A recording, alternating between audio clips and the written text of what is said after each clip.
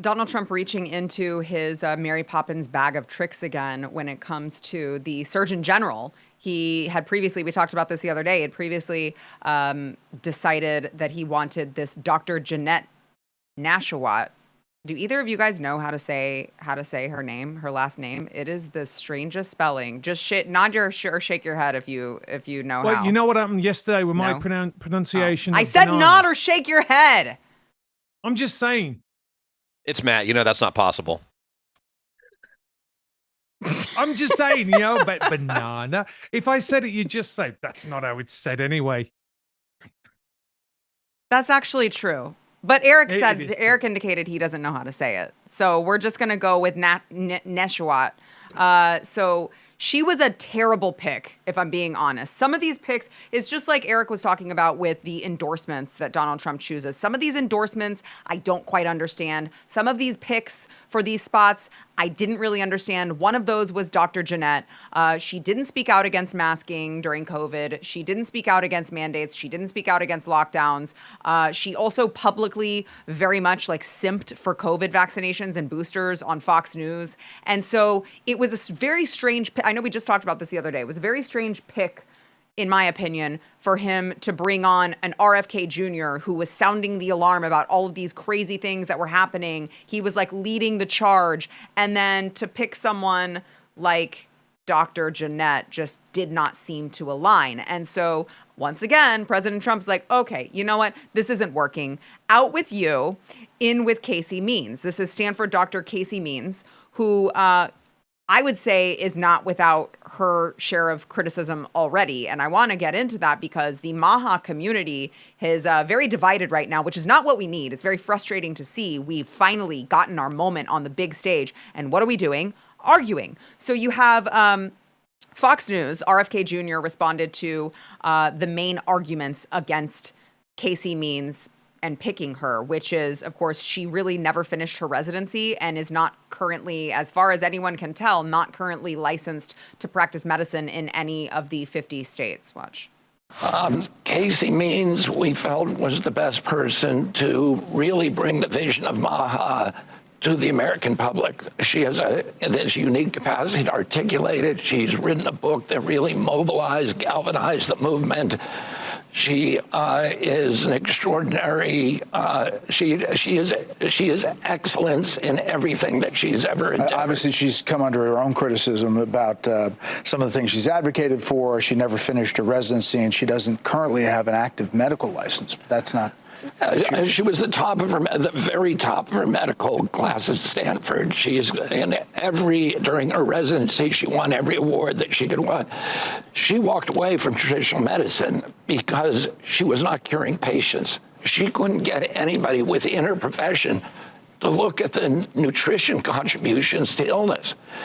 And she said, if we're really going to heal people, if we're healers, we can't just be making our life about billing new procedures. We actually have to figure out new approaches to medicine. And that's the kind of leadership that she's going to bring. So, you look at this, and I just don't know how much of a qualification being licensed to practice medicine really, what good is that? Because all of the doctors who were telling people to mask up, who were requiring masks in their offices, who were telling their patients to abide by 6 feet social distancing markers, even though there was absolutely no scientific evidence to show that 6 feet was the magical number. In fact, in the UK, it was a completely different measurement. I think it was 4 or something. So you have all of these licensed to practice medicine doctors, and what has come from that? America is sicker than ever. We have more chronic disease than ever. Our kids are sicker than ever. And so, sometimes it just makes you think I don't know, maybe I do want the person who isn't technically licensed to practice medicine right now, but went through all of the same schooling. And instead of regurgitating it like a sheep, she said, hey, I'm going to think critically about this. This doesn't make sense. I'm going to come out and criticize these medical schools. I'm going to criticize their ignorance of holistic approaches to health. I'm going to criticize the fact that they don't want to encourage their patients to engage in healthy habits like exercise and sleep and nutrition and, metabolism. I mean, these are big issues plaguing Americans that she knows about. And the mainstream licensed doctor doesn't. So it's like, I don't know. I'm not sure how much a license does for you these days. That's just where we're at. And whose fault is that ultimately? I would say it is, of course, the fault of all of these government experts who pretend like they are the only ones who ever know anything about any of these subjects, and they are unwilling to even look at any fresh data because the science is settled. Last I checked, that has never been how it worked. Matt, I'm going to let you take this first. Well, Andy Wakefield doesn't have a license. Andy There you Wakefield go. doesn't have a license. And he's one of my heroes. Yeah, and he's been amazing. RFK doesn't have a license that I know of. The argument from authority is ridiculous, and we've seen this in particular in the medical community. I think I told you before, I went to see this a pediatrician, and she basically had to sell her practice under COVID, and she had to adhere to all these ridiculous rules that she didn't want to. Now she actually retired. She basically lasted about another 3 weeks. We got to see her, then we had to go and find another pediatrician. I don't think that this is a disqualifier in any way, shape, or form. In fact, I think it's more of a qualifier. Who cares about the license? As RFK said, she's top in a class. She did all these other things that actually, if you do want to look at real qualifications, that's what really matters. It's certainly not a DEI hire. So I think it's an absurd thing to look to as whether or not she should be qualified, whether or not she has a current license. I mean, if you let your driving license lapse, does that mean that you're not qualified to drive, or does that mean that? Right. Should I say this? Does that mean you can't drive?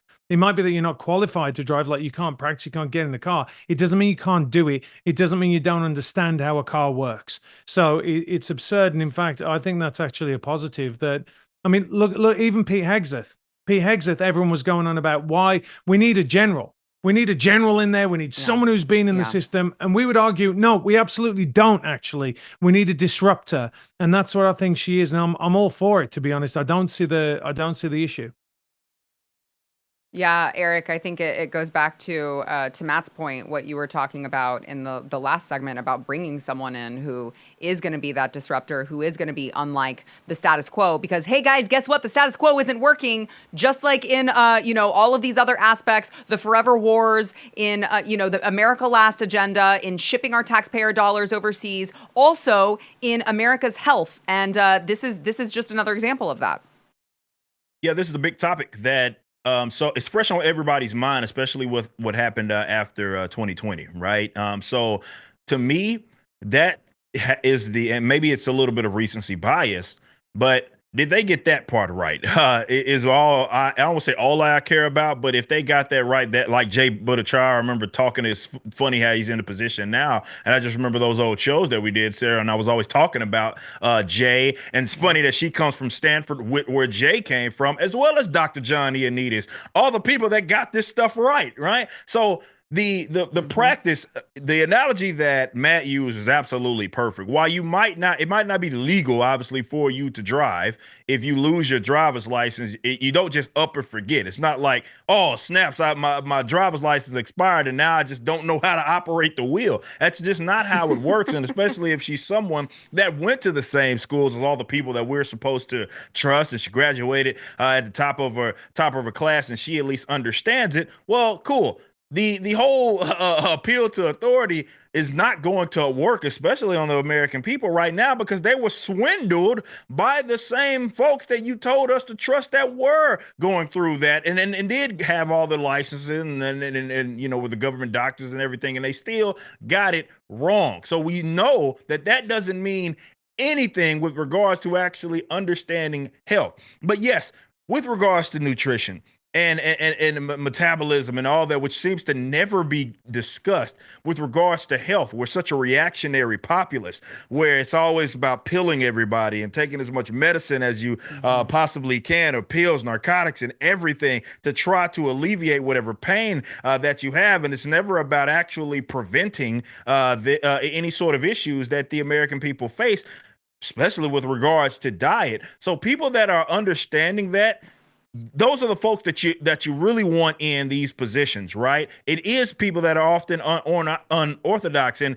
RFK brings up a great point where he's like, well, the reason that she's not really practicing is because, well, she's not healing. In order to practice, you kind of got to go through the same old spiel, which got us in this spot in the first place. So I'm all for bringing people into these positions that are a little unorthodox. You can still have that knowledge base, but appealing to authority is what got us the disaster that was the COVID-19 reaction, that really the entire not just America, the entire world faced that as a problem. And it shows, just because you have that degree, just because you practice, just because you've been in these positions of power or authority for decades, does not mean that you're going to get everything right. Yep. Amen. If you like this clip and you want to see the full episode, click here. And if you want to subscribe to the channel, come on, you know you do. Click here.